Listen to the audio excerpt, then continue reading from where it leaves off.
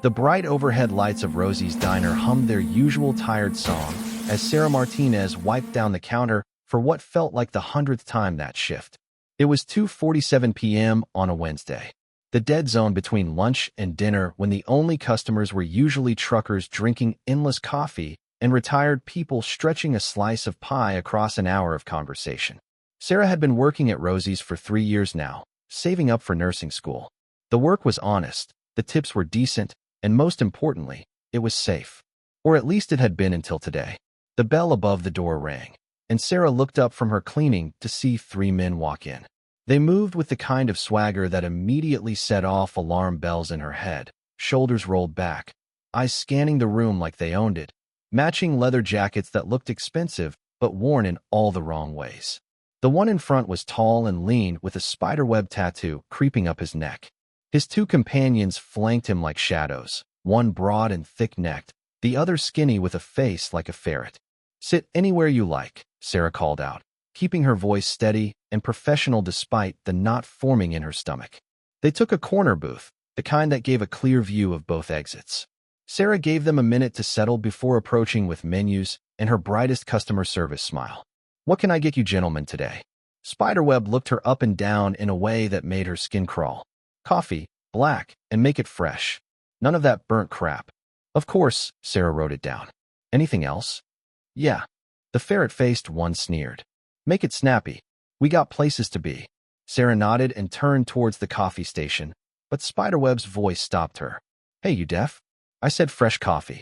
That pot looks like it's been sitting there since yesterday." Sarah glanced at the pot.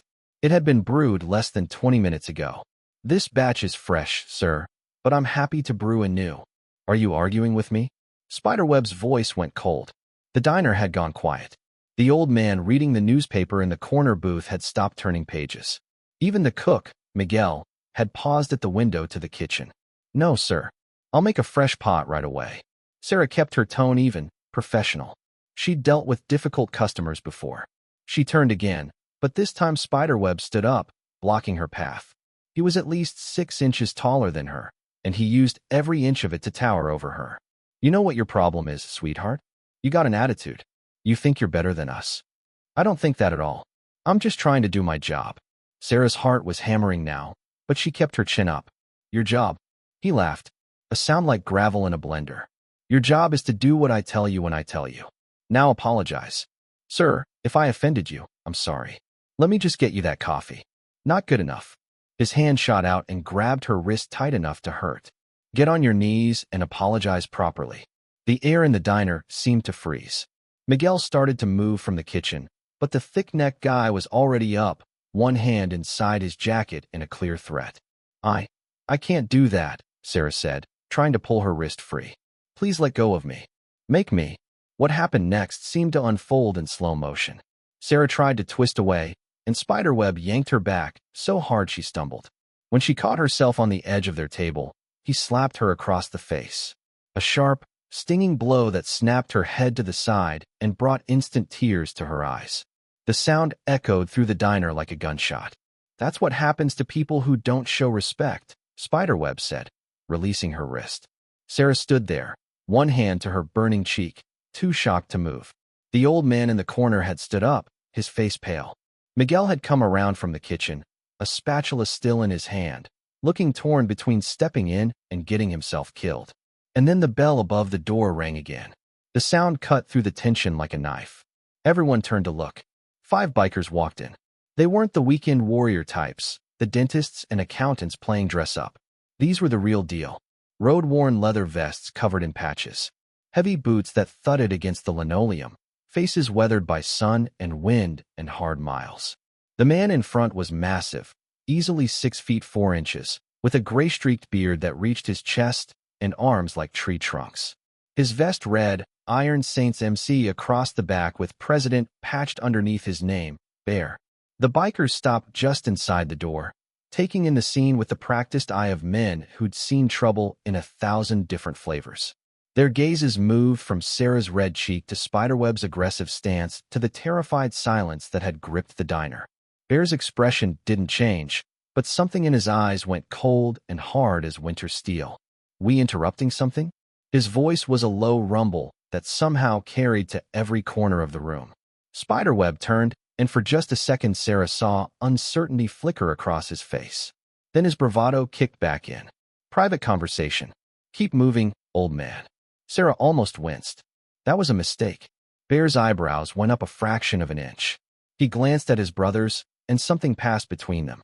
Some silent communication that came from years of riding together. Then he looked back at Spiderweb and smiled. It wasn't a friendly smile.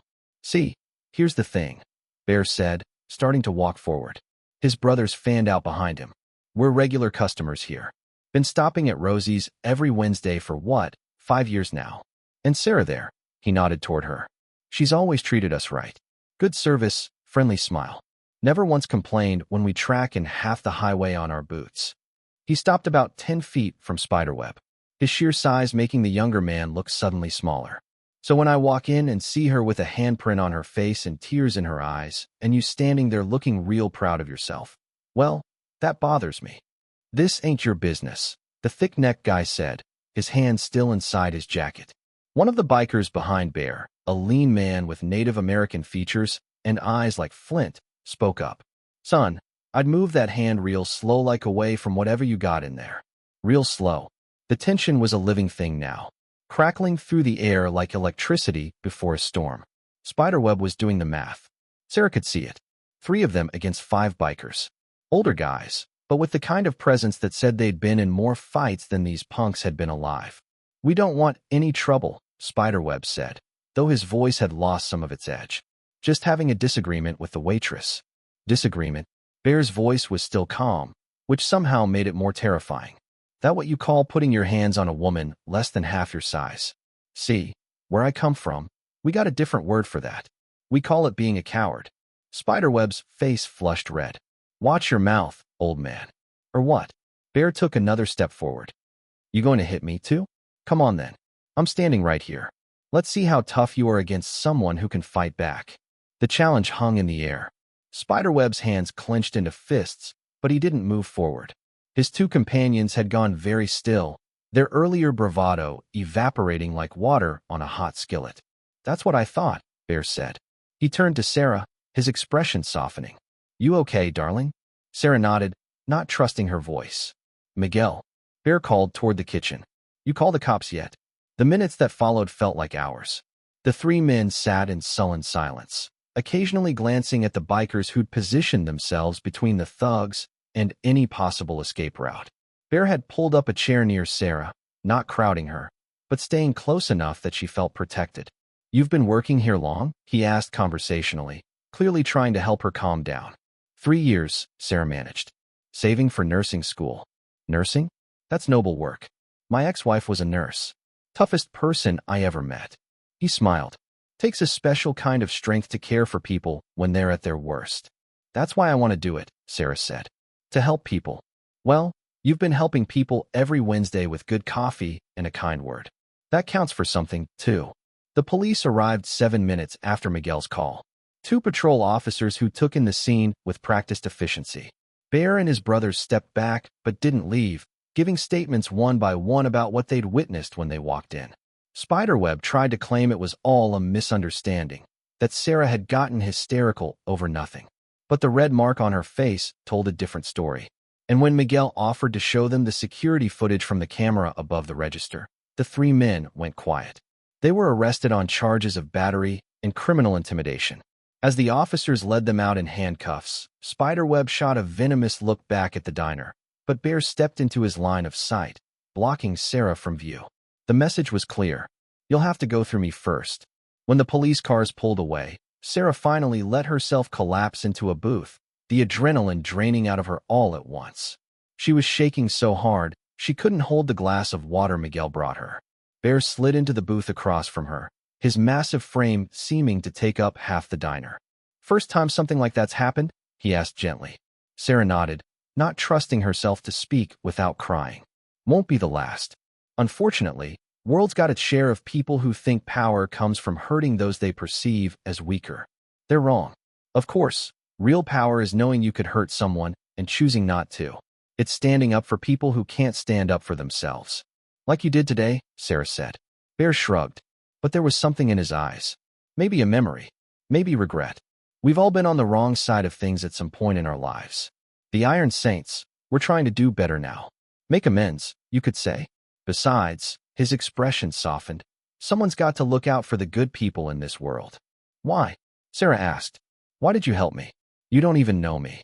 Don't need to know you to know right from wrong, Bear said. And we've been coming here long enough to know you're one of the good ones. The way you treat everyone the same. Whether they're ordering a steak or stretching a cup of coffee across 2 hours, that matters. One of the other bikers, the silver-haired one, approached the table. We should probably get back on the road, Bear.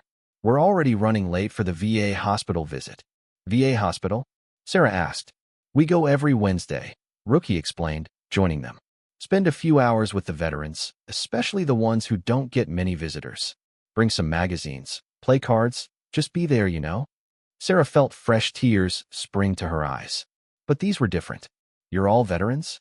Some of us, Bear said. Others just believe in taking care of the people who served. It's a way to give back. He stood, fishing out his wallet. He pulled out a $100 bill and laid it on the table. For the coffee we didn't get to drink, and for your trouble. I can't accept this, Sarah protested. It's too much. It's not enough, Bear said firmly. And I wasn't asking. You take that money, put it toward your nursing school. Consider it an investment in the future. You're going to help a lot of people, Sarah. I can tell. He turned to leave, but Sarah stood up quickly. Wait. Bear paused. Can I hug you? Is that weird? The massive biker's face broke into a genuine smile, the kind that crinkled the corners of his eyes. Not weird at all, darling. Sarah wrapped her arms around him, and it was like hugging a mountain. But it was also the safest she'd felt since the whole nightmare began. When she pulled back, she looked at each of the bikers in turn. Thank you, all of you. I don't know what would have happened if you hadn't walked in. We'll never know, Bear said. And that's just fine. You take care of yourself, Sarah. And if anyone ever gives you trouble again, he pulled out a business card with the Iron Saints logo and a phone number. You call this number. We take care of our own. But I'm not. You are now, Rookie said with a grin. Anyone who slings coffee to the Iron Saints is family. That's the rule. The bikers left in a thunder of motorcycle engines, a sound that seemed to shake the very foundation of the diner. Sarah stood at the window, watching them pull out onto the highway in a tight formation, heading wherever the road took them next. Miguel came up beside her, still holding his spatula. You know what's funny? When they first started coming here, I was scared of them. Thought they'd be trouble. And now? Sarah asked. Now I know the truth. Sometimes the people who look the scariest on the outside are the gentlest on the inside. And sometimes the monsters wear nice clothes and friendly smiles. He squeezed her shoulder. You did good today, Mija. Kept your head. Stayed professional even when that pendejo was way out of line. I was terrified. Courage isn't not being afraid. It's being afraid and doing the right thing anyway. You've got that in spades. Sarah looked down at the $100 bill on the table, then at the business card in her hand. She thought about the Iron Saints heading to the VA hospital to sit with forgotten veterans. She thought about Bear's daughter working her way through college and how he'd stood up for a stranger because she reminded him of someone he loved. She thought about how the scariest moment of her life had been transformed by 5 men on motorcycles who'd had every reason to just keep riding, but chose to stop instead. The bell above the door rang again, and Sarah instinctively tensed. But it was just Mrs. Patterson, the retired school teacher who came in every Wednesday for lemon meringue pie and Earl Grey tea. Hello, dear, Mrs. Patterson called cheerfully. You look like you've had quite the afternoon. Sarah touched her cheek where the red mark was already starting to fade. You could say that, Mrs. Patterson, but I'm okay now. She tucked Bear's business card into her pocket, feeling its weight like a good luck charm. She was okay, more than okay. She'd been reminded that for every person who chose cruelty, there were others who chose kindness. For every coward who picked on the vulnerable, there were protectors who stood in the gap. And sometimes, just sometimes, those protectors rode motorcycles and went by names like Bear, and they showed up exactly when they were needed most. Sarah picked up her order pad and headed to Mrs. Patterson's table, her smile genuine despite everything.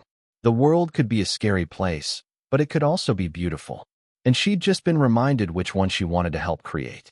Later that evening, after her shift ended, Sarah would go home and apply to nursing school with renewed determination. She'd frame Bear's business card and hang it above her desk as a reminder of the kind of person she wanted to be. Someone who stood up for others, who chose kindness over cruelty, who made the world a little bit safer just by being in it. And every Wednesday for years to come, the Iron Saints would stop at Rosie's diner for coffee and pie, and Sarah would always save them the corner booth because that's what family does.